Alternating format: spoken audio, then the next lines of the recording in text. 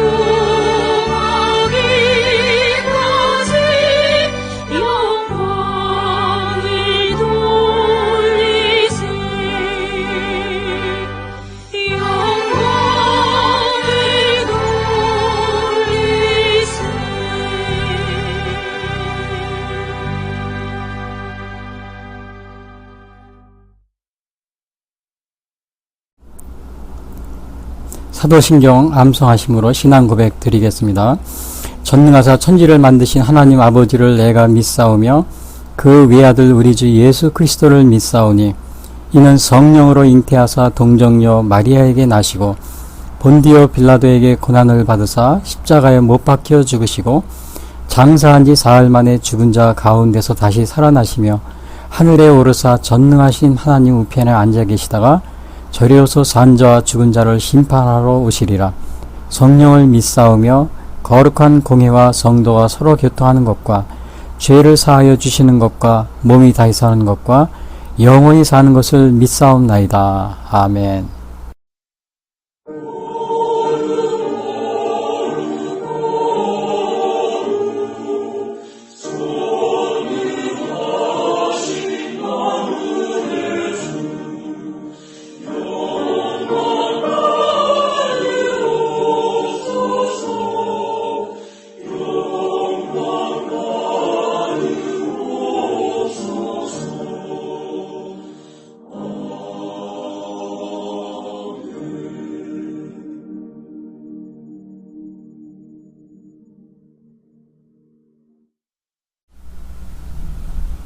이어서 오늘 방송 설교를 위한 성경 말씀 봉독이 있겠습니다.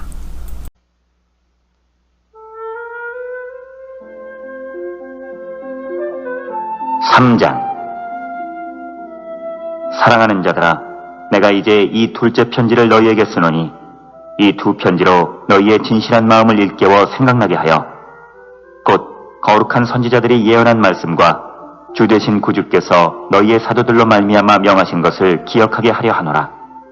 먼저 이것을 알지니 말세에 조롱하는 자들이 와서 자기의 정욕을 따라 행하며 조롱하여 이르되 주께서 강림하신다는 약속이 어디 있느냐?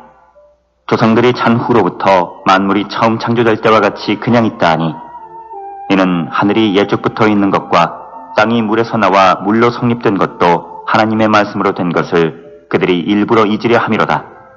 이로 말미암아 그때의 세상은 물이 넘침으로 멸망하였으되 이제 하늘과 땅은 그 동일한 말씀으로 불사르기 위하여 보호하신 바 되어 경건하지 아니한 사람들의 심판과 멸망의 날까지 보존하여 두신 것이니라.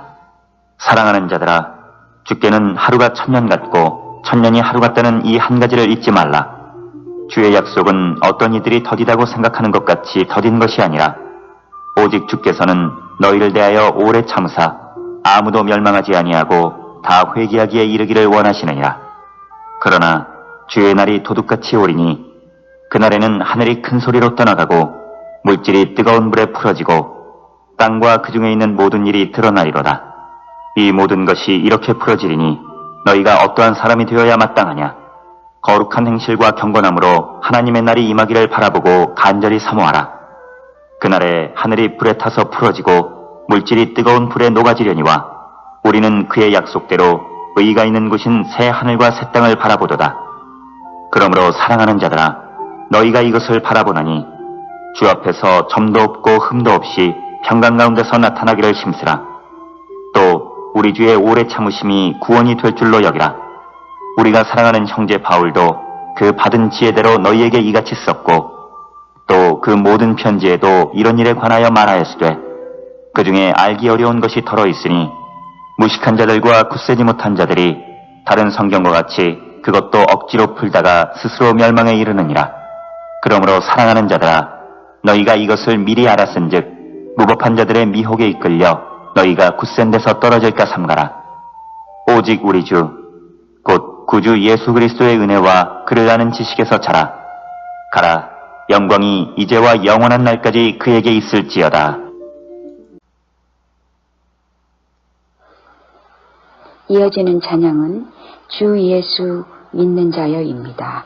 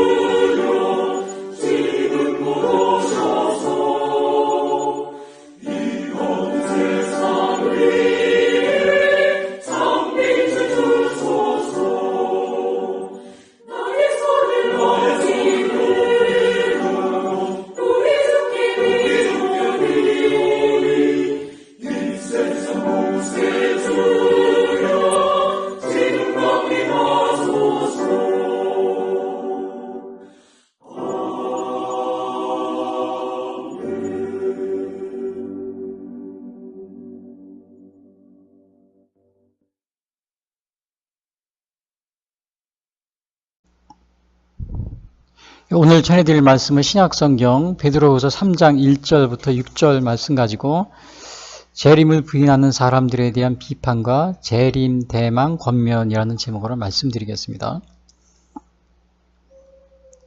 그 베드로후서는 이 베드로가 베드로 전서에 이어서 쓴 그런 서신인데요. 주로 이제 소아시아 지역의 교회들에게 쓴 그런 편지입니다. 그 기록된 연대는 베드로가 순교한 것이 68년인데 아마 그 68년 이전 66년이나 67년경에 이렇게 쓰여진 것으로 추정되고 있습니다. 그 베드로 전서에서는 그리스도인의 그 성결한 삶, 베드로 전서가 아마 6장까지 있죠. 그리고 베드로 후서는 3장까지 있는데 그 베드로 전서 후서가 3장까지 있고 전서는 6장까지 있고요. 베드로 전서에는 보면은 성결한 삶, 그 다음에 백성과 또 종과 부부 사이의 의무, 또 고난 극복 이런 것에 대해서 나와 있는데 베드로 후서에서는 경건한 생활, 그리고 또 거짓 교사들의 불의에 조심하라, 그리고 그리스도 재림의 확실성 이런 것들에 대해서 언급을 하고 있습니다. 이 베드로 후서가 쓰여졌을 당시에는 전서와 마찬가지로요. 그 네로의 기독교 박해가 아주 있었을 때 쓰여진 겁니다.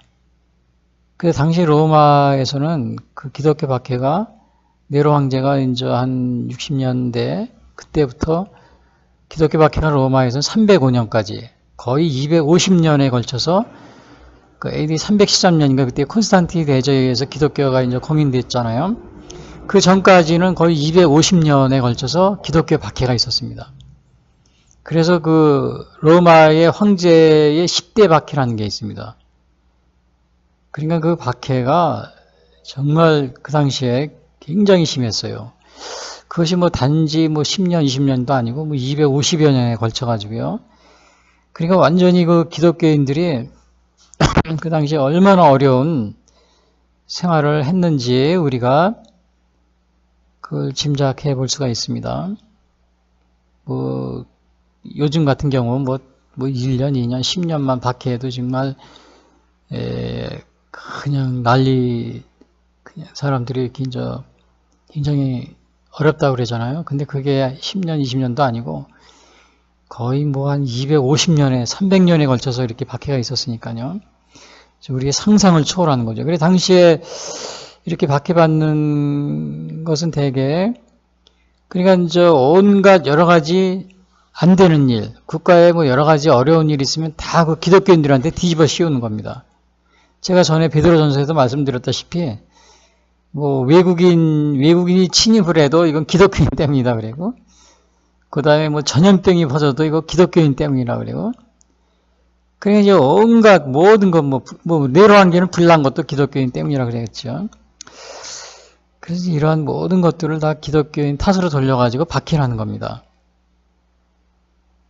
제가 전에도 얘기했지만 우리나라 요 근래 코로나 폭발 때도 1차 폭발은 올 3월인가 4월에요. 뭐 신천지 때문이다. 막 그러잖아요, 정부에서. 신천지 때문이 아니죠. 사실은 그 당시에 12월, 1월, 2월부터 전 세계가 그 중국 입국을 금지시켰는데 우리나라는 입국 금지를 안 했잖아요. 끝까지. 그래서 당시에 그 대구 지역에서 그때 신천지가 퍼졌는데 대구 지역의 그 중국인 관광객이 대구 부산 쪽에 거의 뭐 5만 명인가 6만 명이 왔다 갔다 했었어요. 그 당시에 우한 폐렴이 코로나가 유행할 때요. 그 아주 대구 중심가를 뭐 5만 명인가 6만 4만 명이 휘젓고 다녔대요. 거기에다가 신천지가 또 조선족의 중국에 그 지부가 있어가지고 또 행사가 있어가지고 왔다 갔다 하고 우한 지역에서 왔다 갔다 하고 그 뭐 완전히 걸린 거죠. 그러니까 사실은 정부에서 중국 입국 금지를 뭐 2월 초부터 딱 했으면 아예 신천지 그 조선족들도 못 오고 중국의 우한 지역에 있던 신천지인들도 못 오고 또 중국 그 한 3, 4만 명이 대구 시내를 왔다 갔다 했던 그 중국인 관광객들도 안 오고 그래서 아마 퍼지지 않았을 겁니다. 결국은 정부 책임입니다. 신천지 책임이 아니에요. 그 다음에 2차는 뭐 서울 광화문 집회 8월 15일 사랑제일 때문이다 그랬는데 이것도 제가 전에도 말씀드렸다시피 사랑제일교회 뭐 예배 때문이 아닙니다. 광화문 집회하고 관계도 없어요. 왜냐 광화문 집회 당시에 모일 때 전국적으로 다른 데는 뭐 100만 이상 뭐 30만 40만 100만 모인 데가 엄청 많아요. 근데 그런 데는 전혀 언급을 안 하고 가까운데 뭐 에버랜드나 아니면 부산 해운대 말로 제주도 같은 데라도 뭐 30만 명 40만 명 모였어요. 근데 광화문에 모인 인원은 뭐 3만 명 4만 명밖에 안 되는데 2, 3만 명밖에 안 되는데 거기에 다 뒤집어 씌운 거죠. 그리고 사랑제일교회는 예배 때문이 아닙니다. 사랑제일교회는 전에도 얘기했지만 제가 예배는 아주 방역 잘했어요. 근데 예배 때문이 아니고 그 재개발 지역, 그 사랑제일교회 그 성북구의 재개발 지역인데 몇 년 전부터 이 교회를 보상 문제 때문에 그 지역, 교회뿐만 아니고 그 지역의 모든 사람들이 보상 문제, 정부하고 보상 문제 때문에 철거 문제 가지고 막 다투고 있었습니다. 그러니까 그 정부에서는 강압적으로 철거시키려고 하면 주민들은 철거되지 않으려면 어떻게 해요? 거기에서 그 막 버티고 있는 겁니다. 그리고 사랑제일교회도 버티고 있는 거예요. 막 숙식해가면서. 근데 이게 사랑제일교회뿐만 아니고 전국적으로 철거 지역은 다 그럽니다. 왜냐 정부에서는 보상을 아마 정부가 아니고 그게 조합일 겁니다. 적게 주려고 하고 그 나가야 되는 사람들은 많이 받으려고 그러고 그게 안 맞을 경우에는 막 계속 대기하고 이렇게 와가지고 철거하는 사람들이 와가지고 계속 뭐라 그러나 대치하는 거죠. 경찰들하고 또 여기 철거 용역들하고요. 몇 년 동안 그런 거예요. 그러다 보니까 거기서 수식하고 먹고 자고 하다 보니까 안 나가려고 비어 있으면 헐거든요. 와가서 막 헐어버리거든요. 엊그제 보니까 막 강제 철거하는 것 같은데 그렇게 되는 겁니다. 보상비가 서로 안 맞으면. 그것 때문에 일어난 겁니다. 예배 때문에 그런 게 아니고요. 그러니까 이걸 모르는 목사님들은 아유 우리가 대신 사과합니다 막 그러시는데 대신 사과할 게 아니에요. 그 대신 사과하면은 그 뭐라 그러나 정부에서는 기독교회를 더 뭐라 그럽니까? 더 탄압할 수 있는 빌미를 제공하는 겁니다. 빌미를 제공하게 돼요. 그래서 지난번에 3차 폭발이 코로나 폭발이 얼마 전에 11월에 일어났으니까 교회 또 사랑교회 때문에 또 그러잖아요. 8월 달에 한 거를 사랑교회 그 당시에 일어났던 사랑교회 때문에 광화문 집회 때문에 또 3차 폭발이 일어났다. 이번에 11월에요. 또 그렇게 갖다 또 붙이잖아요. 3차 폭발은 민노총이 집회했어요. 전국적으로. 서울 지역에서도 뭐 수십 군데에서. 근데 민노총한테는 뒤집어 씌지 않더라고요. 이번에 보니까. 그냥 이번엔 교회에다 뒤집어 씌웠으면 좋은데 교회에서 나서지 않으니까 안 뒤집어 씌더라고요. 더 이상. 제가 이렇게 교회에 이 코로나하고 교회하고 이 박해하고 관련된 거라 제가 자세히 좀 설명했는데 지난번에 베드로 전서할 때도 제가 얘기를 했어요. 근데 이거를 얘기를 왜 드리냐면요. 당시에 그 로마에서도 이 베드로 사도가 있을 때도 베드로 전서 후서였을 때도 네로의 박해가 있었는데 엄청난 박해고 화재를 갖다 기독교인들한테 다 뒤집어 씌운 겁니다. 그 기독교인들이 수많은 사람들이 죽고 처형당하고 그랬어요. 근데 그 외에 한 250년에 걸쳐서 기독교인들을 박해하는데 뭐 일이 안 되면 기독교인들한테 다 뒤집어 씌우는 거예요. 전염병이 들어와도 기독교인 때문이라고 박해하고 외국인이 침입해도 기독교인 때문이라고 박해하고 또 뭐 일이 안 풀리면 기독교인 때문이라고 박해하고 막 그랬어요. 그래서 이러한 박해가 있었다는 사실, 그러한 때 이 베드로후서가 쓰여진 겁니다. 자, 근데 오늘의 이 베드로후서 3장의 말씀은 그 주님의 그 재림의 확실성에 대한 언급을 하고 있는데요. 당시에 그 재림을 부인하는 사람들에 대해서 비판하는, 그리고 비판할 뿐만 아니고 앞으로 이 재림을 대망하라, 그러니까 재림을 소망하라, 대림을 기다려라, 이거를 말하기 위해서 쓴 것이 베드로후서 3장입니다. 여기 3절하고 4절, 3장 3절 4절 보면은 그 재림을 조롱하는 사람들이 많이 있어요. 그 말세에는 재림을 조롱하는 사람이 있을 것이다, 그런 말을 합니다. 근데 이 사람들은 왜 재림을 조롱하냐면은 그 만물이 창조 후에 그대로 있고 또 지금도 그대로 있는데 무슨 재림이 있느냐. 여기 재림할 때 보면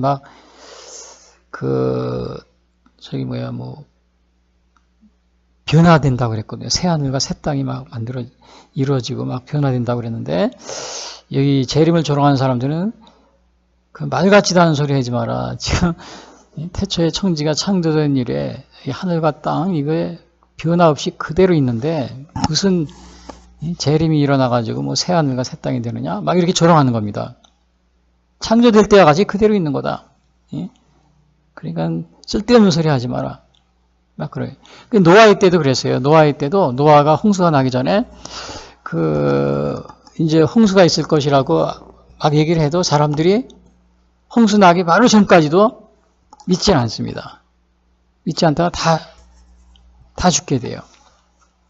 오늘 그겁니다. 여기서 3절 4절에 그거예요. 3절 4절에 보면 먼저 이것을 알지니 말세에 조롱하는 자들이 와서 자기의 정욕을 따라 행하며 조롱하여 이르되 주께서 강림하신다는 약속이 어디 있느냐.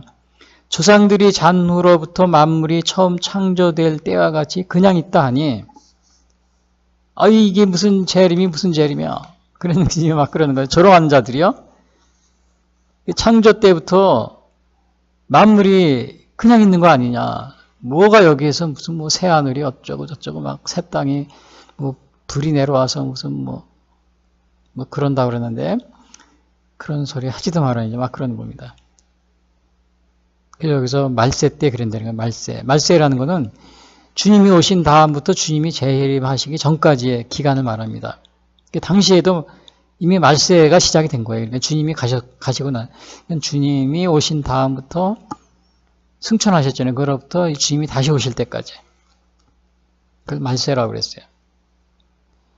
여기 조롱하는 자들이라고 그랬어요. 3절에 보니까 말세에는 조롱하는 자들이 있어가지고 근데 이 사람들이 막 조롱을 하는데 이 조롱하는 자들은 주로 어떻게 뭐 하는 사람이겠어요? 하나님을 경멸하고 모독하고 또 교만한 언사를 나타내고 막 그런 사람이겠죠. 앞에 2장에 보면 거짓 교사들, 하나님의 뜻을 따르지 않고 하나님을 거역하고 조롱하는 이러한 걸 말합니다. 이제 오늘날도 보면은 저도 이렇게 보면은 그 웹사이트들이 가끔가다 보면 안티 기독교라는 게 있더라고요. 안티 기독교 웹사이트가 있어요. 그리고 그 사람들이 말하는 거 완전히 기독교를 조롱합니다. 그게 뭐 기독교를 갖다 무슨 뭐라고 그래요? 개독교라고 막 그러고 막 조롱하고. 그러나 이 하나님을 조롱하는 거에 대해서 경고를 하고 있어요. 출애굽기 20장 7절. 여러분 기독교를 이유 없이 그리 조롱하고 하나님을 조롱하는 이러한 분들은 조심하세요. 출애굽기 10장 7절. 너는 네 하나님 여호와 이름을 망령되게 부르지 말라. 여호와는 그의 이름을 망령되게 부르는 자를 죄 없다 하지 아니하리라. 여러분 괜히 장난삼아 이렇게 하나님의 이름을 망령되게 부르거나 조롱하거나 그러지 마세요. 지금도 보면은 막 교회를 막 압수수색하고 막 그러더라고요. 야, 이게 교회 압수수색은 전두환 박정희 이때 독재 정권 시대에도 교회는 건드리지 않았습니다. 압수수색 그런 거 없었어요. 근데 요즘에 보면 코로나 핑계 대가지고 교회를 막 군화 신고 막 들어가서 경찰들이 막 들어가서 막 압수수색하고 막 다 막 뒤집어 엎고 막 그러더라고요. 독재 정권이라고 그러면서 민주 정권이라고 그러는데 이게 완전히 독재 정권 시대에도 없던 그러한 일을 하고 있어요. 또 엊그제는 보면 교회 폐쇄 법안을 발의했어요. 교회 폐쇄. 그 여당입니다. 발의한 사람이니까 더불어민주당에서 거기서 발의한 것 같아요. 제가 당 이름을 내서 죄송합니다. 이게 사실 더불어민주당인지 아니면 야당은 아닌 것 같아요. 여당이에요. 더불어민주당이나 이때 정의당인가 거기서는 차별금지법을 발의했죠. 더불어민주당이 교회 폐쇄 법안. 야, 이건 완전히 기독교를 완전히 조롱하는 겁니다. 이 차별금지법안 같은 경우는 하나님의 그 창조 섭리를 가정을 파괴하는 거예요. 이거는 이미 통과된 영국 같은 데서는 심각합니다. 영국, 캐나다, 미국. 그 차별금지가 통과된 나라 보면은 거기서는 몰랐대요. 그냥 통과돼도 그냥 기독교인들이 그냥 얌전하게 가만히 있었대요. 반대도 안 하고. 신경도 안 쓰고. 근데 나중에 보니까 엄청난 일들이 벌어지는 겁니다. 엄청난 일들이 벌어지고 있어요, 지금. 일일이 다 제가 말할 수가 없는데, 차별금지법. 근데 지금 어느 교단을 보니까, 엊그제 보니까 1000여 명의 목사님들이 차별금지법을 통과시켜라. 그렇게, 한 1000여 명이 발의했다고 그러더라고요. 장로교 합덕 중인지 통합 중인지. 야, 이것도 하나님을 조롱하고 지금 말세 조롱하는 자들이 와서 안 믿는 사람들이야 그렇다 하더라도 하기야 이 베드로후서에도 2장 바로 앞에 있는 거짓 선생들, 거짓 교사들을 조심하라. 그런 말이 있으니까요. 우리 다 같이 믿는 사람들이라고 해서 다 올바르게 있는 것은 아닐 겁니다. 혹시 우리 목회자들 분들이나 아니면은 이런 분들이 차별금지법을 통과시킨다고 이렇게 어제 발의하고 그러는데 찬성한 1000여 명씩이나 장로교 교단에서요. 그거 하시기 전에 이렇게 사람들이 찬성하는 사람들 보면은 기독교회 협의회 NCCK도 찬성하죠. 물론 그분들 찬성하는 건 차별이 없게 한다. 그거는 아주 대의명분은 좋습니다. 공산당들이 평등하게 산다고 그러고 오늘날 그 공산주의 국가의 국민들을 다 노예로 만들었잖아요. 평등 얼마나 좋습니까? 이 차별금지도 마찬가지. 차별이 없다. 얼마나 듣기 좋아요. 근데 거기에는 함정이 있는 겁니다. 이미 그 영국, 캐나다, 미국 거기에서 부작용이랑 한번 들어보세요. 그 찬성하시는 분들 얼마나 심각한지 이런 말할 수가 없습니다. 심각한 정도가 아닙니다. 심각한 정도가 아니에요. 그 아주 우리 상상을 초월한 일들이 일어나고 있으니까 그 찬성하는 사람들의 얘기만 듣고서 찬성하지 마시고 그 현재 일어나는 상황에서 어떠한 일이 벌어지고 있는지 그것을 체크를 한번 해보세요. 전 세계적으로 체크해 보시면 야 이거는 도저히 차별금지법을 통과시켜서는 안 되겠구나 이거를 깨닫게 될 겁니다. 그래서 이게 조롱하는 사람들이 말세에 조롱한 자들이 와서 자기의 정욕을 따라 행하며 조롱하며 주의 강림하신다는 약속이 어디 있느냐. 뭐 여기서는 주님의 강림을 조롱하지만 오늘날 이 말세 조롱하는 자들은 강림뿐만 아니고 뭐예요?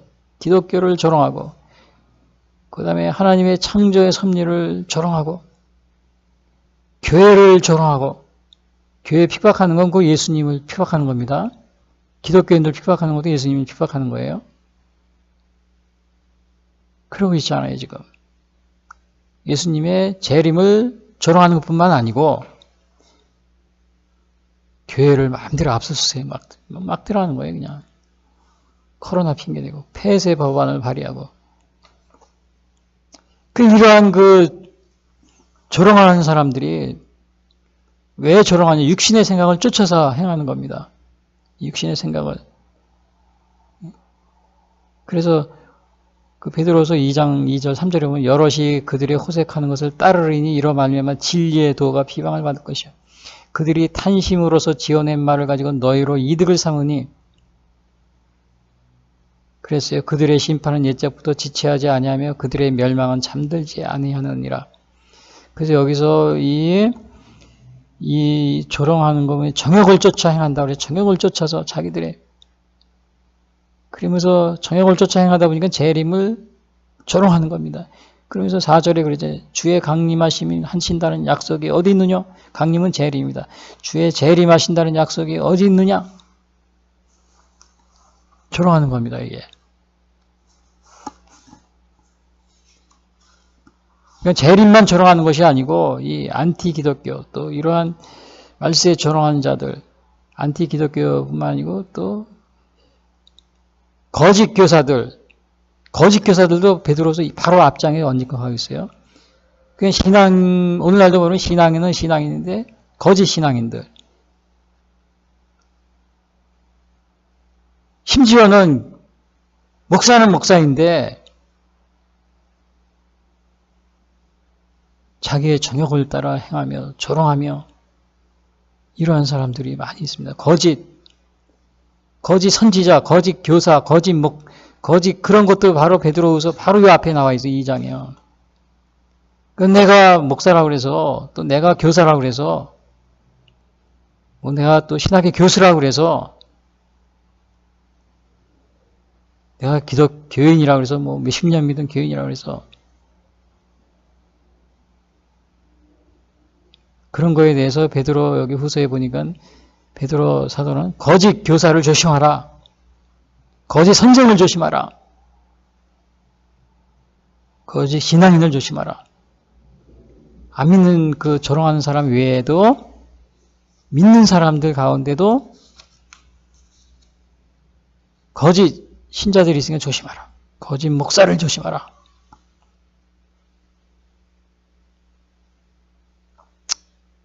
그렇게 얘기하고 있는 겁니다. 그 주님의 재림이 어디 있느냐? 4절에. 그러나 주님이 직접 언급을 했어요. 마태복음 24장 30절. 그날 환란 후에 즉시 해가 어두워지며 달이 빛을 내지 아니하며 별들이 하늘에서 떨어지며 하늘의 권능들이 흔들리리라. 그때 인자의 징조가 하늘에서 보이겠고 그때 땅의 모든 족속들이 통곡하며 그들이 인자가 구름을 타고 능력과 큰 영광으로 오는 것을 보리라. 주님이 다시 오신다고 얘기하십니다. 요한복음 14장 3절 가서 너희를 위하여 거처를 예비하면 내가 다시 와서 너희를 내게로 영접하여 나 있는 곳에 너희도 있게 하리라. 그것뿐이 아니라 사도들도 언급을 했어요. 사도 바울 선생님도 데살로니가전서 4장 16절 주께서 오령과 천사장의 소리와 하나님의 나팔 소리로 친히 하늘로부터 강림하시리니 그리스도 안에서 죽은 자들이 먼저 일어나고 그 후에 우리 살아남은 자들도 그들과 함께 구름 속으로 끌어올려 공중에서 주를 영접하게 하시리니. 그리고 야고보서 4장 7절 그러므로 형제들아 주께서 강림하시기까지 길이 참으라. 이렇게 성경에 약속이 되어 있습니다. 예수님도 그렇고 다 사도들도 그렇고. 그런데 이 조롱하는 사람, 이 재림을 조롱하는 이런 사람들은 뭐라 그래요? 만물이 처음 때와 같이 그냥 있지 않느냐? 무슨 재림이 있느냐? 재림이 어디 있어? 만물이 태초 창조 때부터 내가 지금까지 살아왔는데 그대로 있어. 하나도 변한 게 없어. 뭐 여기가 뭐가 변한데? 새하늘과 새 땅이 뭐가 된다고? 그러면서 부인하는 겁니다. 제가 노아의 홍수 얘기도 했지만 마태복음 24장 예수님이 그랬어요. 노아의 때도 이랬습니다. 예수님도 노아의 때와 같이 인자의 임함도 그러하리라. 예수님이 다시 재림하실 때도 노아의 때와 같다. 홍수 전에 노아가 황제에 들어가던 날까지 사람들이 먹고 마시고 장가들고 시집가고 있으면서 홍수가 나서 그들을 다 멸하기까지 깨닫지 못하였으니 마태복음 24장 38절 인자의 임함도 이와 같으리라. 예수님의 재림도 이와 같다. 그러니까 홍수 전까지도 사람들이 먹고 마시고 장가들고 시집가고. 왜냐? 아무리 변한 게 아무것도 없거든요. 자연이 변하지도 않아. 아무것도 변하고 매일 그거 해가 뜨고 해가지고 달이 뜨고 별이 뜨고 뭐 별이 지고 그대로거든요. 뭐가 여기에 뭐 이게 이상이 생길 수가 있어? 노아의 때도 막 뭐가 비가 오기는 막 비가 오기 바로 전까지도 예수님이 그 노아의 홍수의 얘기를 들은 겁니다. 그때처럼 사람들이 먹고 마시고 장가들고 시집가고 홍수가 나서 그들을 다 멸하기까지 깨닫지 못할 것이다. 깨닫지 못하였으니 오늘날도 사람들이 깨닫는다는 거예요. 못 깨달아요. 못 깨달아요. 조롱하는 사람들은. 깨닫지 못합니다. 그런 일이 어디 있어. 나 어릴 때부터 하늘 땅 내가 거기서 이렇게 산, 바다, 들 다 보고 자라왔는데 그대로 있는 거야. 변할 거 하나도 없어. 이게 뭐 바뀐다고? 그걸 우리가 어떻게 믿어? 그렇게 하는 겁니다. 여러분은 재림을 부인하고 있지 않습니까? 혹은 재림을 부인하는 사람들을 따라다니고 있지 않습니까? 이 재림을 부인한다는 것은 여러 가지 형태가 있어요. 그게 왜냐하면 재림을 상징적으로 해석하는 사람들이죠. 상징, 의미만 가지고 있다고. 그 대표적인 사람이 이제 루돌프 풀트만 신학자가 있습니다. 비신화화 그래가지고 또 그 풀트만을 따르는 많은 현대 자유주의 신학자들 예수님의 재림을 상징으로 얘기합니다. 그리고 요 근래에 또 많이 유행하는 그 도마복음서 그런 걸 보면은 거기에는 이제 도마복음서는 뭐냐면은 우리 성경에 나온 사복음서 외에 따로 또 이렇게 많은 여러 가지 복음서 비슷한 것이 발견된 것이 있습니다. 낙하마디 라이브러리라고 그러는데 거기에 보면은 도마복음서 해가지고 막 그 신약 성경의 복음서 비슷한 것들이 많이 이렇게 한 대로 이렇게 편집이 되어 있어요. 저도 미국에서 있을 때 제가 그 낙하마디 라이브러리 그 여러 가지 도마복음서 책을 많이 본 적이 있는데요. 얘네들 성경하고 비슷한데 거기에 보면은 뭐 부활, 재림 막 다 부정하고 막 그럽니다. 동전너 탕생도 부정하고 다. 그러니까 그거를 전경에 포함되지 않은 것들이죠. 그래서 이제 그런 것들을 보고 재림을 부인하는 이제 그런 사람들이 또 많이 있어요. 요즘에도 또 그 도마복음서 강의하면서 예수님의 재림과 부활 이런 걸 막 부정하는 사람들이 많이 있습니다. 신학교 교수 중에도 가르치고 있어요. 뭐 어느 신학교에서. 사실은 예수님의 재림은 가견성, 육체적 재림, 또 인격적 재림 이렇게 표현합니다. 그러니까 실제로 예수님의 재림을 이렇게 우리 가시적으로, 육체적으로, 또 인격적으로 재림하신다. 이제 그것이 우리 정통 신학에서 얘기하고 있습니다. 그런데 이제 그런 거를 부인하고 상징적으로 해석하거나 아니면은 또 그냥 뭐라 그러나 여호와 증인 같은 경우는 1914년 10월 1일에 지상에서 통치를 시작했다 그럽니다. 그러니까 이것은 뭐냐면은 그냥 미래의 시점에 오시는 분이 아니라 우리와 함께 계시는 것으로 이렇게 해석하는. 여호와 증인은 1914년도. 그럼 지금도 한 100년 전이죠.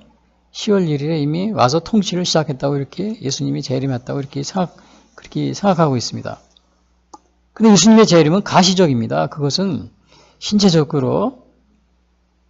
재림, 그거는 사도행전 1장 11절에 나와 있습니다. 이르되 갈릴리 사람들은 어찌하여 서서 하늘을 쳐다보냐 너희 가운데서 하늘로 올려지신 이에서는 하늘로 가심을 본 그대로 오시리라. 너희가 본 그대로 다시 오신다 이겁니다. 그 다음에 마태복음 24장 30절 그때 인자의 징조가 하늘에서 보이겠고 그때 땅의 모든 족속들이 통곡하며 그들이 인자가 구름을 타고 능력과 큰 권능으로 오는 것을 보리라.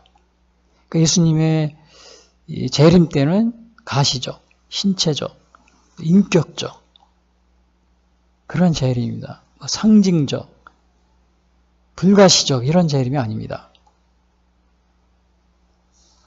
그런데 이러한 것을 주장하는 사람들을 여러분 혹시 쫓고 있지 않습니까? 여러분은 재림을 부인하고 있지 않습니까? 또 재림을 부인하는 사람들을 추종하고 있지 않습니까? 제가 그래서 그거를 물어보는 겁니다. 여러분이 근데 이제 당시에는 그런데 이러한 일이 있어서 당시에는 믿는 사람들도 재림을 의심하는 사람이 많이 있었어요. 물론 재림을 조롱하는 사람들이 아예 하나님을 조롱하기 위해서 재림이 없다 이렇게 하는 사람이 있는가 하면 우리 예수님을 믿고 또 이렇게 주님을 믿는 사람 가운데도 이 재림이 없는 게 아니야. 이건 조롱하는 건 아니고 의심하는 경우. 왜 의심하느냐면요. 예수님이 마태복음 24장 34절에 보면은 예수님이 이런 말씀하십니다. 내가 진실로 너에게 이르노니 이 세대가 이와 같이 너희도 이 모든 일을 보고도 인자의 가까이 문 앞에 이른 줄 알라.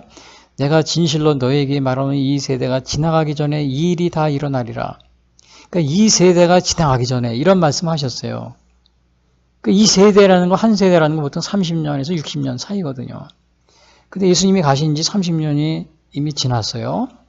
그러니까 이거 예수님이 오실 때가 된 것이 아니야? 근데 안 오시네. 그러니까 의심하는 겁니다. 그렇게. 근데 성경에는 그 세대를 여기서 우리가 그거를 30년, 60년 이렇게 볼 게 아니고 예수님이 하신 말씀 중에는 예수님이 다시 오실 때를 기다려야 된다. 그거를 암시하는 게 많이 있어요. 여러 군데가 있습니다. 대표적인 게 뭐냐면 미련한 5처녀, 슬기로운 10처녀.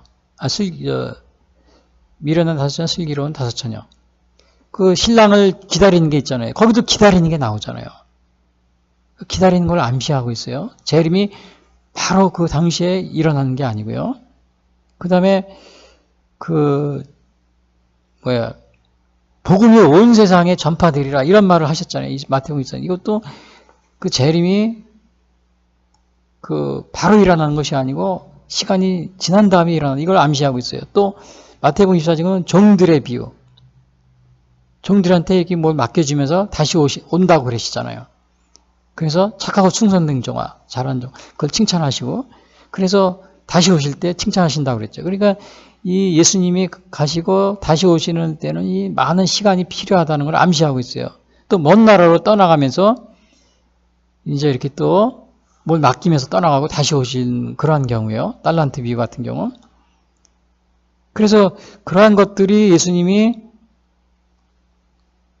물론 여기에서 한 세대가 가기 전에 다시 오리라 이렇게 말씀도 하셨지만은 그렇게 한참 오랜 시간을 기다려야 된다는 것을 예수님이 또 말씀하고 계십니다. 이거를 많은 사람들이 당시에 신앙인들이 오해하고 있었던 거죠. 그리고 당시에는 많은 박해가 또 시작이 막 되고요. 그러니까 박해도 시작되고, 예수님이 이 세대가 지나가기 전에 곧 오리라. 그랬으니까 예수님이 곧 오셔야 되는 거 아니야? 그리고 실제로는 그래가지고 많은 사람들이 막 재림할 거다 그래가지고 막 기다리고 그런 사람도 있었어요. 그때 이 당시에. 물론 이제 그거는 한 1세기 후에 몬타니즘 같은 경우는 이렇게 막 일도 안 하고 막 기다리고 그래요. 한두 명도 아니고 수많은 사람들이요. 기다리고 그런 경우도 있었어요. 그 사람들은 뭐 예수님을 조롱하거나 하나님을 조롱하는 이런 사람들이 아니에요. 하나님을 잘 믿고 그런 사람인데 예수님의 재림의 때를 잘못 인식하고 있었던 그런 예가 되는 거죠. 그러니까 당시의 사람들이 막 이렇게 의심하고, 물론 조롱하는 사람들이 의심하는 건 나쁜 거죠. 근데 여기서 믿고 있는데 잘못 오해를 해가지고 의심하는 경우입니다. 이런 사람이 있으니까 베드로가 8절, 9절에서 뭐라 그러냐면은, 야, 이 주님한테는 이 하루가 1000년 같고 1000년이 하루 같다. 이거를 잊지 말라 그럽니다. 그러면서 주의 약속은 어떤 이들이 더디다고 생각하는 것까지 더딘 것이 아니라, 하루가 1000년 같고 1000년이 하루 같다. 우리가 하루라고 생각하는 것은 주님한테는 여기서 한 세대라고 생각해요. 이 세대가 지나가기 전에 그랬지만 이것이 뭐 20, 30년, 30, 40년, 60년 그것이 아니고 우리 주님이 말씀하시는 것은 하루가 1000년 같고 1000년이 하루 같다. 그 주님이 말씀하시는 그 날짜를 오해하지 마라. 그리고 또 이렇게 예수님이 재림이 바로 이렇게 지체되는 이유는 바로 지금 일어나지 않는 이유는 주님께서는 너희를 대하여 오래 참으사 아무도 멸망하지 아니하고 다 회개하게 이르기를 원하기 때문이다. 회개하게 이르기를 원하기 때문에 예수님이 재림이 지체되고 있는 것이다. 그 말씀하십니다. 그래서 그 당시에 믿고 있던 신앙인들이 오해하지 않도록 베드로가 8절 9절에서 그 얘기를 해주고 있어요. 사실은 회개하도록 기다리시는 겁니다. 오늘날도 우리 주님께서 우리가 회개하도록 기다리시면서 재림이 지체되고 있다는 사실을 우리가 기억하는 게 좋습니다. 저도 근처 이렇게 안 믿는 사람들이 주위에 많이 있습니다. 그 주위에 많이 있으면 그분들이 어떤 분들은 예수님을 영접하지 않고 예수님을 믿지 않고 바로 세상을 뜨는 분이 있어요. 그럼 제가 너무 안타깝습니다. 너무 안타까워요. 저 예수님 영접하고 예수님 믿고 갔어야 되는데 뭐 그 결과는 뻔하지 않아요. 뭐 예수님 구원받고 구원을 받지 못한 거는 이거는 정말 우리가 어마어마한 차이가 있습니다. 그러니까 저는 막 발을 동동 구르는 거야. 저거 예수 믿고 세상을 떴어야 되는데. 근데 어떤 분들은 그 예수님을 저도 이렇게 살다 보면은 제가 이렇게 특별하게 관심을 갖고 그런 분들이 있어요. 그러면 그분들이 있으면 저분이 있고 예수님을 영접하고 이 세상을 뜨더라도 예수님을 영접하고 가셔야 되는데. 그래서 제가 조마조마하는 거죠. 전도하면 잘 안 받아들이고 막 어떤 경우 저거 더 오래 사시. 저는 그래서 속으로 그래요. 저분이 예수님 영접할 때가 더 오래 사시라고 속으로 그런 게 있답니다. 왜냐하면 제가 관심을 가지고 있는 분이 정말 그냥 세상을 뜨시면은 구원을 못 받고 그냥 세상 뜨는 거죠. 그러니까 저분은 예수님 영접하기까지 더 오래 사셔야 되는데 조금 더 사시고 빨리 예수를 영접해야 되는데 그러니까 영접하실 때까지 하나님 더 오래 살게 해주시죠. 이런 식으로 기도하는 경우가 간혹 자주 있습니다. 자주. 왜냐하면 제가 안타까울 때가 많이 있어요. 그래서 여기서도 그게 뭐예요? 하나님이 너희를 대하여 오래 참으사 9절 아무도 멸망하지 아니하고 회개하게 이르기를 원하신다. 그래서 예수님이 재림이 지체되고 있다. 예수님이 재림이. 그래서 여러분들 베드로 후서에서 그런 거예요. 베드로가 그런 겁니다. 여러분들이 예수님이 조롱하는 자들은 예수님을 재림이 없다고 조롱하지만 여러분들은 의심하고 그러시는 분들은 예수님이 곧 재림한다 그러셨는데 한 세대 가기 전에 재림한다 이렇게 하시면서 가셨는데 그것은 예수님한테는 하루가 1000년 같고 1000년이 하루 같기 때문에 시간관념이 우리가 생각하는 것과 다르다. 그러나 지금까지도 재림을 안 하신 것은 바로 여러분들에게 그 회개의 기회를 주시기 위해서 재림을 그 재림을 안 하시고 기다리고 계시다는 사실을 염두에 두십시오. 그걸 또 아울러 믿는 자들에게는 그 얘기를 해주고 있어요. 근데 믿는 사람들은 조롱하는 게 아닙니다. 의심하면서 신앙이 좀 약해지겠죠. 자, 그런데 재림을 부인하는 사람들에 대해서는 이제 굉장히 여기서 베드로가 비판을 해줍니다. 비판합니다. 5절에서 7절에서 비판합니다. 어떻게 비판하냐면은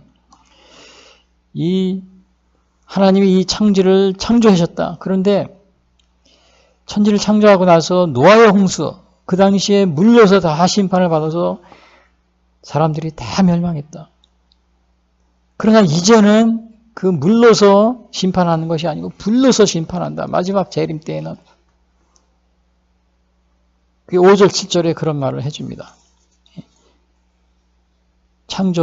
하나님이 이 세상을 창조하셨는데, 여러분들, 재림을 조롱하는 여러분들은 하나님이 없다 그러고 조롱하고, 또 재림이 없다고 조롱하는데, 하나님이 이 천지를 창조했습니다. 그러나, 그 얼마 안 있던 노아 때는 정말 죄악으로 인해서 사람들이 물로 심판을 받았습니다. 물로 심판을 받았어요. 그러나 이제 다시 재림할 때는 하나님이 불러서 심판을 하실 겁니다.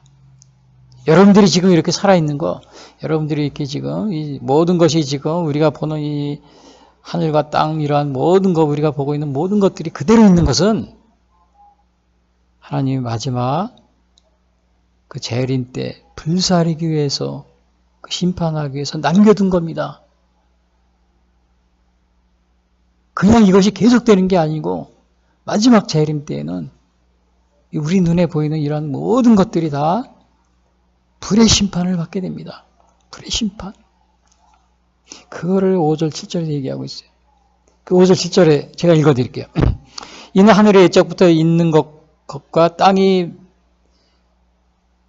물에서 나와 물로 성립된 것도 하나님의 말씀으로 된 것을 그들이 일부러 잊으려 함이로다. 잊으려고 하는데 조롱하는 사람들이 그것에 대해서 비판하는 겁니다. 당신들은 왜 창조한 것을 잊으려고 합니까? 6절에 이로 말미암아 그때 세상은 물이 넘침으로 멸망하였으되 노아의 홍수를 얘기하는 거예요. 노아의 홍수 다 멸망했잖아요. 이제 하늘과 땅은 그 동일한 말씀으로 불사르기 위하여 보호하신 바 되어 불사르기 위하여 그런 말을 썼어요. 그러니까 이것은 불심판을 마지막 재림 때는 불심판을 하신다는 겁니다. 이게 경건하지 아니한 사람들의 심판과 멸망의 날까지 보존하여 두신 것이라. 마지막 때는 이 불심판이 있겠다는 걸 얘기해 주고 있습니다. 그래서 이 노아의 홍수 때 이 심판을 한번 당했잖아요. 물러서. 그때는 하늘과 땅이 심판을 받았어요. 하늘과 땅, 물러서. 그냥 하늘만, 노아의 때는 땅만 심판받았어요. 땅만. 하늘은 물이니까는 땅에 넘치잖아요. 그러니까 땅만 심판받아요. 그러나 마지막 재림 때는 뭐예요? 하늘과 땅이 심판을 받게 됩니다. 그것은 어디냐면 계시록 21장 1절. 또 내가 새 하늘과 새 땅을 보니 처음 하늘과 처음 땅이 없어졌고 바다도 다시 있지 않더라. 처음 하늘과 새 땅. 그러니까는 노아의 때는 땅만 심판했지만은 재림 때에는 하늘과 땅을 심판하는 겁니다. 이게 새 하늘과 새 땅. 처음 하늘과 처음 땅이 없어졌다고 그랬어요. 바다도 다시 있지 않고. 근데 이것은 그 7절에 보니까 불사르기 위해요. 불러서 심판을 받는 그러한 모습이 여기에 7절에 나와 있습니다. 불러서. 홍수 심판은 40일간 천천히 진행됐겠죠. 그러나 마지막 예수님의 재림 때 불의 심판은 어떻게 되게 돼요? 천천히가 아닐 겁니다. 아주 그냥 신속하게 단번에. 그리고 이 불심판은 땅뿐만 아니고 하늘과 땅, 우주적인 그런 심판이 된다는 거예요. 이 하나님의 이 심판이 불러서 한다는 것은 성경에 많이 나와 있습니다. 불러서 한다는 것은요. 말라기 4장 1절에도 보면 이런 말이 있어요. 만군의 여호와가 이르노라 보라 용광로 불같은 날이 이르리니 교만한 자와 악을 행하는 자는 다 지푸라기 같을 것이라. 그 이르는 날에 그들을 살라 그 뿌리와 가지를 남기지 아니할 것이라. 이 불러서 심판한다는 그런 말이 나와 있어요. 그러니까 이 주님의 재림 때는 물의 심판이 아니고 홍수 때, 노아의 홍수 때는 물의 심판이 아니고 불의 심판입니다. 여러분은 여기 재림을 조롱하는 자들에 대해서 베드로 사도가 어떻게 비판을 했어요? 당신들이 재림을 조롱하는데 마지막 때에는 불의 심판을 받게 됩니다. 불의 심판. 조롱하지 마세요. 불의 심판을 받게 됩니다. 여러분들도 여기 조롱하는 자들처럼 주님의 재림을 부인하고 있지는 않습니까? 또 이 온 세상이 주님의 창조하셨는데 이 창조하신 그 당시에 그대로 있었던 게 아니에요. 노아 때는 물러서 심판을 한번 받았어요. 재림 때에는 불러서 심판을 받는데 여러분 그것을 믿고 있습니까? 부인하고 있지 않습니까? 그런 일이 무슨 그런 일이 있어요. 노아 때도 그랬어요. 노아 때도. 예수님이 그랬잖아요. 노아의 홍수 때와 같이 홍수가 나기 전까지 사람들이 먹고 마시고 시집가고 장가가고 그냥 오늘날로 말하면 띵까띵까하고 막 노세 젊은새 노세 그런 식으로 그냥 서울에서도 이렇게 막 도시에서도 보면 극장 가고 또 커피숍 가고 왔다 갔다 하면서 매일 그 생활을 하는 거예요. 그리고 막 놀러 다니고 이게 여기에 무슨 일이 벌어질까? 벌어질 리가 없어. 노아 때 그렇게 했다는 거예요. 시집가고 장가고 먹고 마시고. 근데 홍수가 나기 전까지도 아무도 몰랐다. 재림도 마찬가지로 이 하나님의 불의 심판이 새하늘과 새 땅, 이 불의 심판이 있기 전까지는 아무도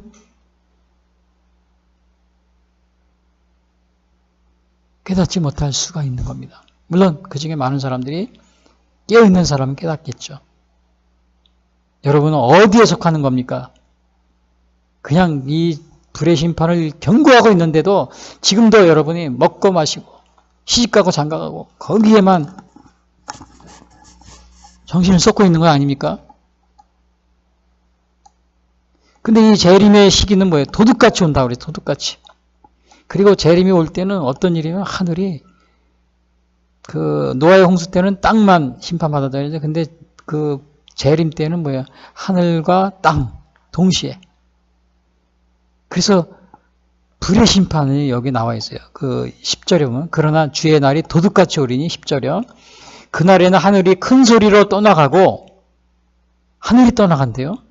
물질이 뜨거운 불에 풀어지고 물질, 엘레멘트라고 그랬는데 이거는 모든 이 땅의 이러한 그런 걸 말하겠죠. 땅의 창조, 지상에 있는 모든 것들을 말하겠죠. 뜨거운 불에 풀어지고 땅과 그 중에 있는 모든 일이 드러나리로다. 이거는요 완전히 불의 심판을 얘기하고 있는데 제가 재림에 대한 재림시의 여러 가지 구절이 많이 있어요. 마태복음, 마가복음, 누가복음, 그 다음에 데살로니가 전서후서, 여기 디도서 다 봤는데 이 불의 심판에 대해서 이렇게 자세히 쓴 것은 이 베드로 후서밖에 없습니다. 베드로 후서가 유일해요. 여기서처럼 이렇게 자세하게 그날에는 하늘이 큰 소리로 떠나가고 물질이 뜨거운 불에 풀어지고 땅과 그 중에 있는 모든 일이 드러나리로다. 근데 이러한 것을 조금 암시하는 게 부분이 있었어요. 마태복음 24장에 예수님이 그 재림의 징조를 얘기하시면서 해와 달과 권능이 흔들리리라 이런 말을 하셨어요. 해와 달이 빛을 잃고 어두워지고 권능이 흔들리리라. 그런 말을 예수님이 하신 적이 있어요. 여기서 베드로는 이걸 구체적으로 얘기하고 있잖아요. 물질이 뜨거운 하늘이 큰 소리로 떠나가고 물질이 뜨거운 불에 풀어지고 땅과 그 중에 있는 모든 일이 드러나리로다. 근데 이것은 요한계시록은 새하늘과 새 땅. 그것은 이제 요한계시록 6장 12절에 보면 이런 말이 나옵니다. 내가 보니 여섯째 인을 떼실 때에 큰 지진이 나며 해가 검은 털로 짠 상복같이 걷어지고 달은 온통 피같이 되며 하늘의 별들이 무화과 나무가 태풍에 흔들려 설익은 열매가 떨어지는 것 같이 땅에 떨어지며 하늘은 두루마기가 말리는 것 같이 떠나가고 각 산과 섬이 제자리에서 옮겨지매. 그러니까 이거를 새하늘과 새 땅이 새하늘과 새 땅을 이렇게 이루어지는 그것을 이렇게 묘사하고 있습니다. 근데 유사성이 있어요. 베드로 사도도 이렇게 얘기하고 있죠. 예수님도 비슷한 얘기하고 있죠. 여기 요한계시록도 마찬가지로 얘기하고 있습니다. 근데 여기서 예수님이 이러한 상태가 오는 주의 날이 도둑같이 온다고 그랬어요. 도둑같이 예우 없이 갑자기 노아의 홍수 때 갑자기 오듯이요. 사람들이 노아의 홍수가 오기 전까지 막 경고하고 그랬는데 먹고 마시고 시집가고 장가가고 막 띵까띵까하고 뭐 노세 젊어서 노세 들러 산으로 내가 은퇴 후에 뭐 해야지. 오늘은 뭐 관악산 가고 내일은 저 북한산 가고 모레는 설악산 가고 이제 등산 동호회 만들어 열심히. 재림이라는 게 어딨어. 그런 소리 하지도 마라. 이렇게 하다가 도적같이 오는 겁니다. 도적같이. 재림은 도적같이 갑자기 그러나 주의 날이 도둑같이 오리니. 근데 이것은 베드로 사도만 얘기한 거죠. 예수님도 말씀하셔요. 마태복음 24장 43절 그러므로 깨어있으라. 어느 날에 너희의 주가 임할는지 너희가 알지 못함이니라. 너희도 아는 바니 만일 집주인이 도둑이 어느 시각에 올 줄 알았더라면 깨어있어 그 집을 풀지 못하게 하였으리라. 여기서도 도둑 얘기를 하고 있어요. 깨어있으라. 사도 바울도 그랬어요. 데살로니가전서 5장이죠. 형제들아 때와 시기에 가난에는 너희에게 쓸 것이 없으면 주의 날이 밤에 도둑같이 이룰 줄을 너희 자신이 자세히 알기 때문에. 여기서도 도둑같이 이룬다는. 요한도 마찬가지입니다. 사도 요한도 계시록 16장 16절 보라 내가 도둑같이 오리니 누구든지 깨어 자기 옷을 지켜 벌거벗고 다니지 아니하며 자기의 부끄러움을 보이지 아니하는 자는 복이 있도다. 도둑같이 온다. 예수님이 또 비유로 얘기한 거 있죠. 슬기로운 5처녀, 미련한 5처녀. 밤중에 마태복음 25장 밤중에 소리가 나되 보라 신랑이로다 맞으러 나오라며. 근데 이제 준비하지 못해 5처녀는 슬기로운 5처녀는 준비하고 있다 맞았죠. 근데 미련한 5처녀는 준비하고 있지 못하다 기름이 없어가지고 등불이 없어가지고 그냥 기름이 없어서 맞지 못합니다. 나중에 가서 문 열어달라고 막 그랬는데 이미 늦었다고 그러잖아요. 그러면서 뭐 하신 말씀이 뭐 예수님이 그런즉 깨어있으라. 그날과 그때를 알지 못하느니라. 깨어있으라 그랬어요 예수님이.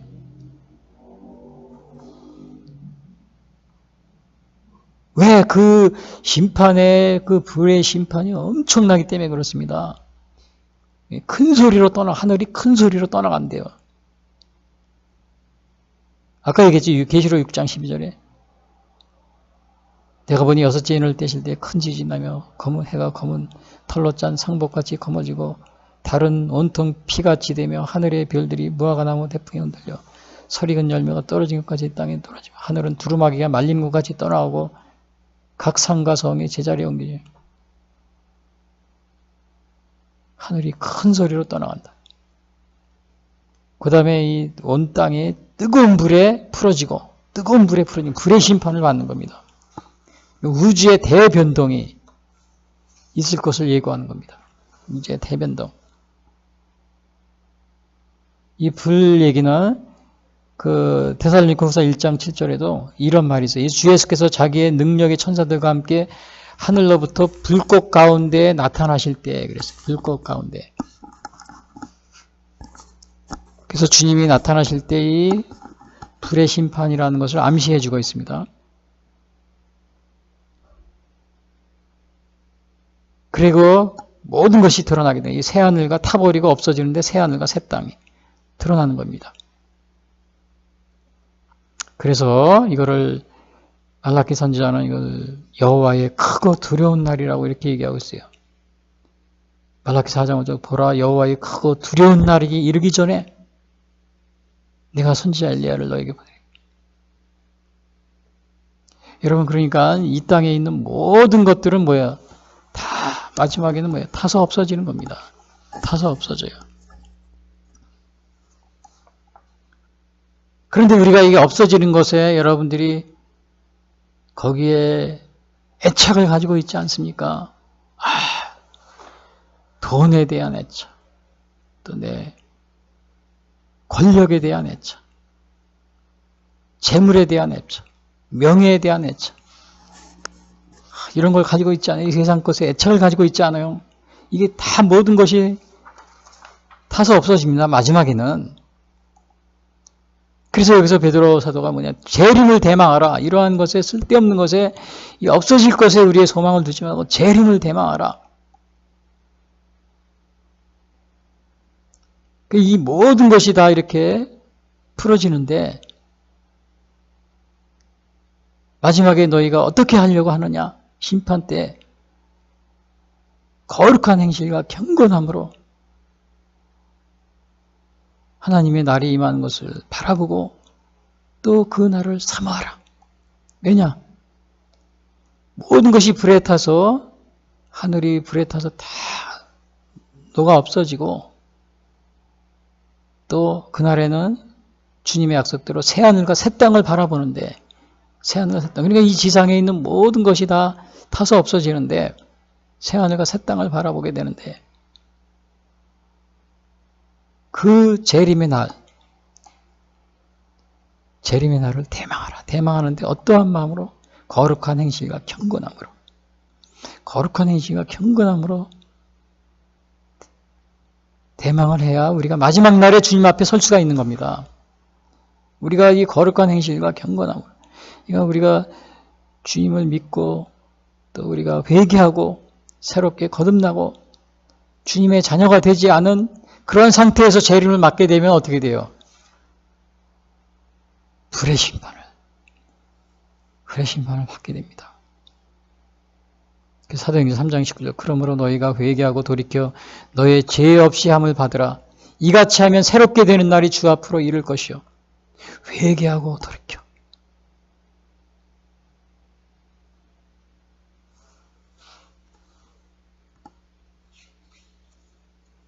여기서 새하늘과 새 땅은 뭐냐면은 형태뿐만 아니라 질적으로 완전히 새로운 그러한 것입니다. 그러니까 죄가 없이 구원받은 이 의인만이 영원히 거하는 그러한 것입니다. 그 계시록 21장 1절이 그랬죠. 또 내가 새하늘과 새 땅을 보니 처음 하늘과 처음 땅이 없어졌고 바다도 다시 있지 않더라. 그러니까 이 새하늘과 새 땅, 죄가 없이 구원받은 의인만이 거하는 영원히 거하는 것이기 때문에 여러분 어떻게 해야 돼요? 우리가 거룩한 행실과 경건함으로 이 하나님의 날이 재림을 대망하라. 11절 13절에 그 얘기입니다. 이 모든 것이 이렇게 풀어지리니 너희가 어떠한 사람이 되어야 마땅하냐? 거룩한 행실과 경건함으로 12절 하나님의 날이 임하기를 바라보고 간절히 사모하라. 간절히 그날의 하늘이 불에 타서 풀어지고 물질이 뜨거운 불에 녹아지려니와 우리는 그의 약속대로 의가 있는 곳인 새하늘과 새 땅을 바라보는도다. 새하늘과 새 땅. 그 새하늘과 새 땅을 바라보고 재림을 대망하기 위해서 우리의 필요한 것이 뭐예요? 거룩한 행실과 경건함으로 그 다음에 하나님의 날이 임하기를 바라보고 간절히 사모하라. 여러분들은 재림을 대망하고 있습니까? 또 재림을 대망하면서 정말 이 거룩한 행실과 경건한 삶을 살고 있습니까? 경건한 삶, 거룩한 행실과 경건한 삶. 그러나 이 대부분의 사람들은 죽으면 그만이지. 그렇게 생각하는 경우가 거의 대부분입니다. 그래서 뭐 그냥 허랑방탕하게 사는 거죠.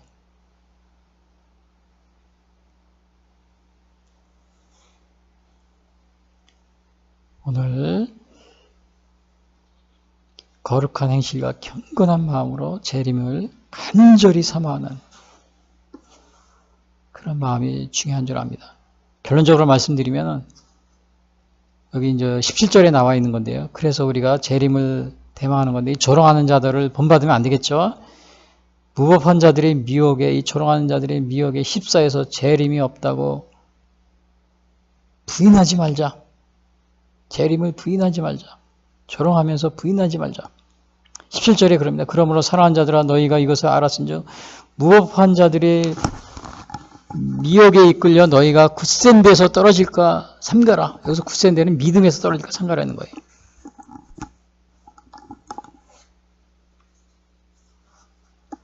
오늘날 이렇게 그 조롱하는 자들의 그러니까 무법한 자들의 미혹에 넘어가지 마라. 무법한 자들의 미혹에, 조롱하는 자들의 미혹에 넘어가지 마라 이런 말이에요. 믿음을 굳게 하라 이런 얘기죠. 그 오늘날 재림이 지연되는 것은 주님께서는 회개하기를 바라고 계시는 겁니다. 회개하기를. 근데 그래서 재림을 조롱할 것이 아니라 뭐예요? 재림이 없다. 그렇게 생각하면서 조롱할 것이 아니라 어떻게 이때를 우리가 회개의 기회로 삼아야 되는 겁니다. 회개의 기회로. 그리고 주님의 재림은 반드시 있을 것이므로 재림을 간절히 사모하고 주 앞에서 뭐 어떻게 해야 돼요? 흠도 없고 평강 가운데서 나타내기를 우리가 힘써야 돼요. 14절에 그렇게 나와 있어요. 14절에서.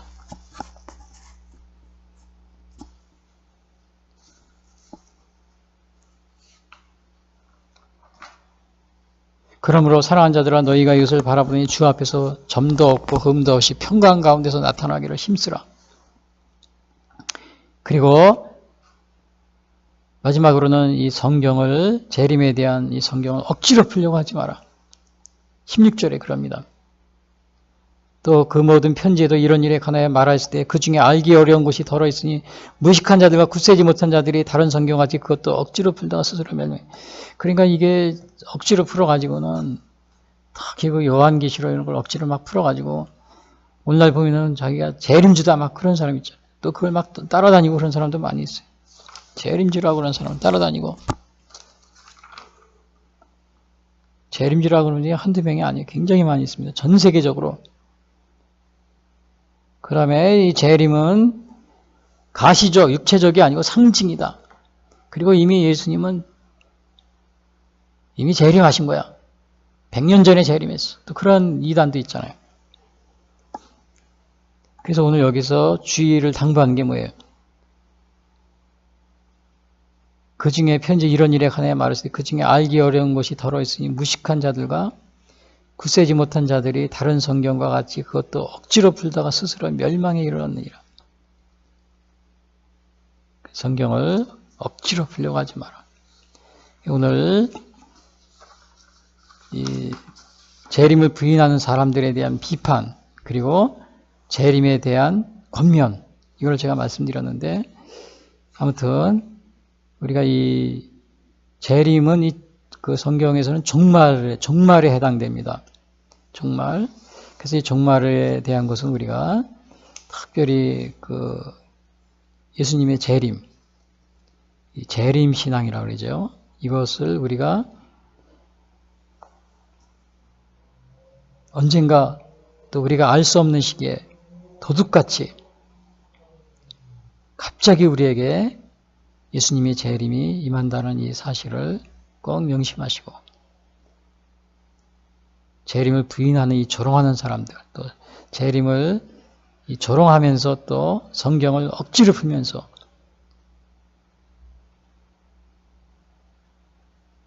잘못 해석하는 이러한 사람들을 따라다니지 말고 진실로 우리가 간절한 마음으로 재림을 대망하는 여러분이 되시길 바랍니다.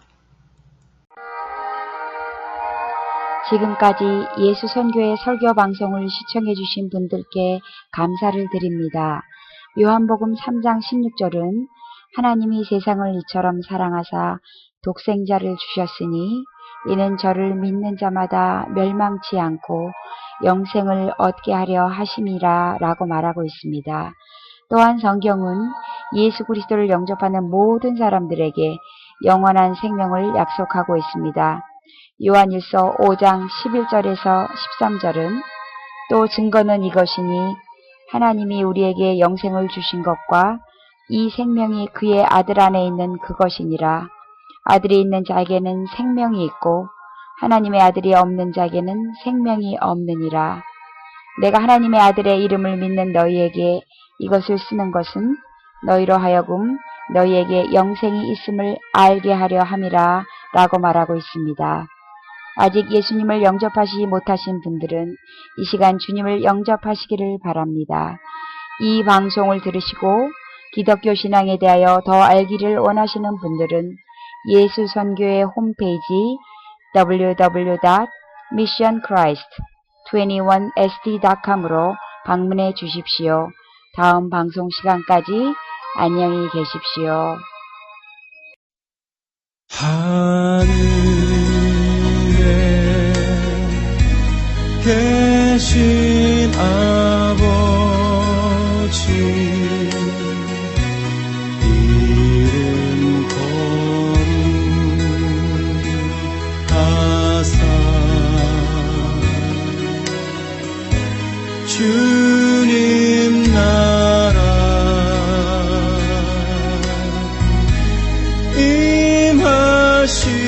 임하시고 뜻이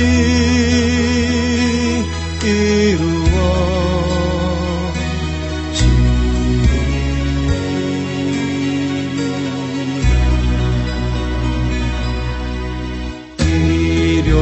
일용할 양식 주시고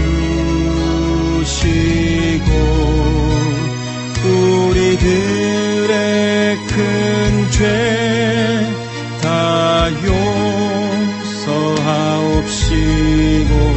또 시험에 들게 마시고 악에서 구원하소서. 대개 주의 나